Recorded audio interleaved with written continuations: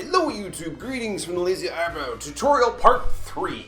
So, we've eliminated shaky cam. The solution was right simple, but let's refresh our memory anyways. Just buy a tripod! We've learned to keep a consistent light source and to keep our shadows out of frame. About how to move objects like cars and the arms of your robot, simple things. Now, let's learn how to get figures walking. Walking at first glance sounds like a complicated mess. As such, the majority of amateur animations rely on this sort of shuffle as they move cross screen, assuming either walking is hard, or figures just don't have the articulation to make it happen, or for all I know, their story takes place in a really cold area and the ground is frozen over literally everywhere, requiring them to skate everywhere just to make sure they don't slip. I don't know. I don't judge what you're in your use and explanation for this. Whatever the case is, the truth of the matter is, so long as you have knee and hip movement, you can make just about any figure walk in a convincing manner. As a bit of a side note before we begin, a lot of the information from this tutorial is dived into a bit deeper in this video by Video Game Animation Study exploring keyframes and run cycles. It's an excellent watch as a lot of it applies here in terms of the theory more or less of how things should move, which is absolutely something you need to understand for this. So basically what the video is talking about is keyframes. These are the strongest poses during your walk or run cycle. In the early day of video games, programmers had a ton of space limitations and needed to get creative to convey a sense of movement when their characters walked or ran. As such, some of the most recognizable animations from these games only consisted usually of 3-frame loops, but played quick enough that your brain filled in the rest. The most extreme example of this being Mario 2, which had just 2 frames for movement, but played fast enough that, again, your brain filled in the rest. And that's basically the same as what's going on here. The same principles apply to stop motion animation as it is to video game or drawn animation. Seriously though, pause this video, go watch that one and come back. It's such a well put together video that nicely covers the topic of animation and the different ways you can do it and their results. Anyway, let's apply this to our animation. First off, if we're going to emulate something, we should study how it works before attempting to imitate it. So let's look at someone walking. Here we have stock footage of someone walking. From this, I personally see 3 frames or so from this that can be boiled down to essentially what the walk cycle is.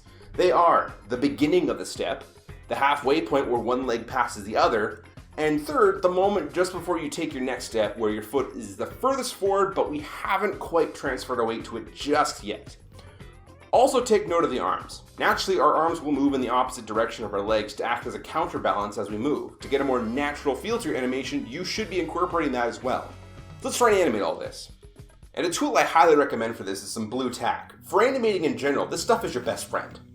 So to practice this concept, I recommend a figure that has lots of ankle articulation, or at the very least toe articulation and a big clompy foot for extra balance. Great beginner figures to learn on this include the likes of Earthrise Grapple, as he has plenty of ankle motion in that he has this extra thing and a tilt. And he has a big clompy base, which makes it great for beginners. But other great figures include Siege or Earthrise Optimus, Siege, Earthrise, or Masterpiece Datsuns like Prowl, Smokescreen, or Bluestreak. Generations Wheeljack was a good one, or whatever works for you, so long as it has a clompy base and good toe articulation. So let's use grab. We're going to start at a standstill. Before I take the shot, I'm going to pick a foot. In this case, I picked the left one, and put a small bit of tack on the base and stick it to the table.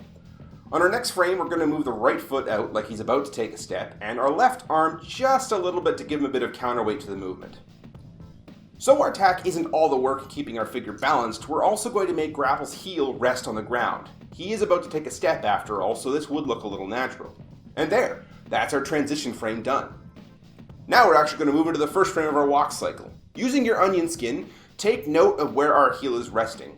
Put a little bit of tack on the bottom of the foot, and then we're going to transfer that foot from upwards to fully resting on the ground. This actually is a little easy to do, as all that really needs done is physically rocking the toy forward. This not only makes sure that the heel stays consistent during this movement, but also that the toe will be staying more or less where it was as well. The placement of this foot though isn't as important. It can be close but not perfect. So long as it doesn't move backwards, it will look convincing enough. Now that our legs are all figured out, we can straighten the torso out. Move the opposite arm to the same forward position of the leg and move the other arm back a little bit. Frame 1 of our cycle is complete. Frame 2 is actually a little bit easier. Our foot is practically glued firmly to the ground, so we can move the torso forward so that it's resting directly over top of the foot. Our other leg is going to bend at the knee and rotate forward. Our foot passing over top using the tip of the toe to rest on the ground to help with the weight distribution. As for the arms, they should be returning to right at our sides as they too are going to cross over as to what is forwards versus backwards. Frame 2 is now complete.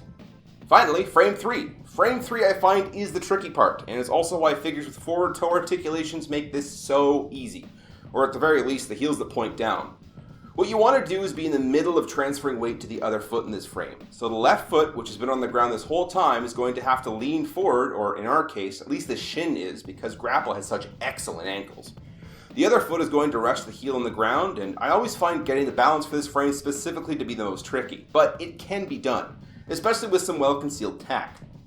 Arms should be at their furthest point opposite the feet, and once that's all balanced, we have our final frame.